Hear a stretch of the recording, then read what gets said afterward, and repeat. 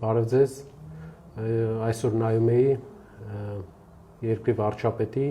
և հեծի կառավարչի վիդեոն, որտեղ նրանք խոսում էին ինչ խնդիրներ կա հեծում և ցանկություն առաջացավ ներկայացնել այլընտրանքային տեսակետը, իրականությունը, որպեսզի դուք բոլորդ հասկանաք, թե ինչից էին խոսում, ինչն էր ճիշտ, ինչը սխալ։ Իմ հետ կլինի պարոն Սողոմոնյանը, հեծտնօրենների խորհրդի ղեկավարի խորհրդական, ողջույն Նիկոլ ջան, ոնց եք։ Նարեկ ջան, լավ եմ, դուք լավ եք։ Եկեք անցնենք գործի։ Հիմա մենք ձեզ կներկայացնենք, թե ինչ է խոսել Նիկոլ Փաշինյանն ու Ռոմանոս Պետրոսյանը, եւ նաեւ կներկայացնենք, թե որն է իրականությունը։ Ինչու ենք էսի անում մենք, որովհետեւ երբ նայում ես վիդեոն, դու sense կասկած առաջանում մոտդ, սկսում ես կասկածել, կարող է մի բան է ինչի։ Ուզում եմ կետ առ կետ անցնենք, որ բոլորը տեսնենք, թե որտեղ մի բան է ինչի։ Վարչապետ, ի սկզբանե բարձր ղեկավարության, մասնաճյուղի տնօրենների, գլխավոր տնօրեն եւ տեղակալների կարգավճարները վերջիններիս կամովին հրաժարվելու արդյունքում մի քանի տասնյակ միլիոն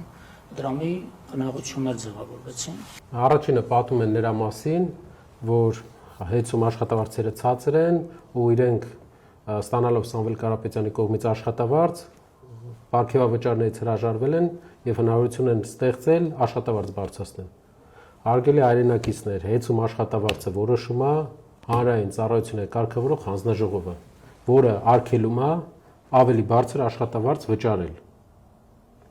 Նույն բեցում, նույն աշխատավարձն է։ Եթե դուք այդպիսի լավ տրամադրվածություն ունեք մարդկանց հանդեպ, որ ուզում եք աշխատավարձ բարձրացրեք, բեցում ինչու աշխատավարձը նույն չափ, ինչքան հեծում։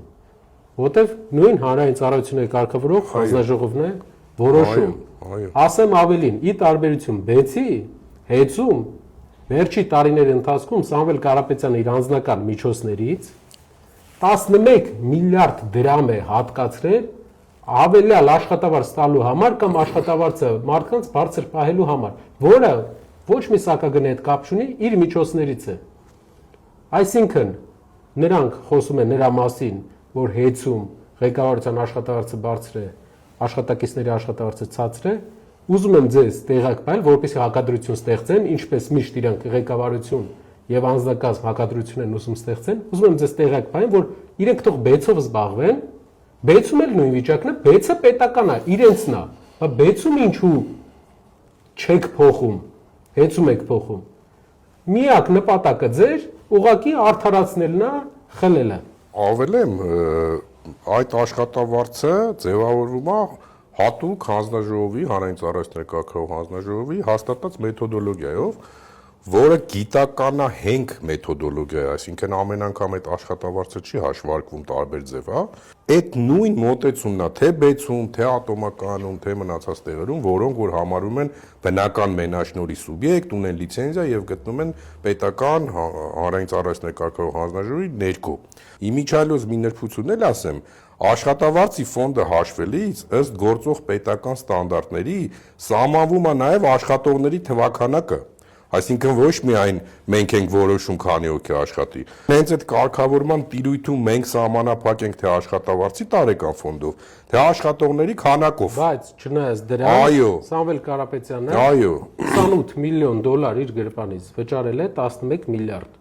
որ աշխատավարձերը հնարավորինս բարձր պահի կամ ավել մարդ պահի աշխատանքի, բարձ ասենք, հասարակ քաղաքացին դրա համար չի վճարում։ Հասարակ քաղաքացին հավելյալ աշխատավարձերի համար չի վճարում, վճարում ենք մենք, վճարում է Սամվել Կարապետյանը իր միջոցներից։ Անցնենք երկրորդ կետին։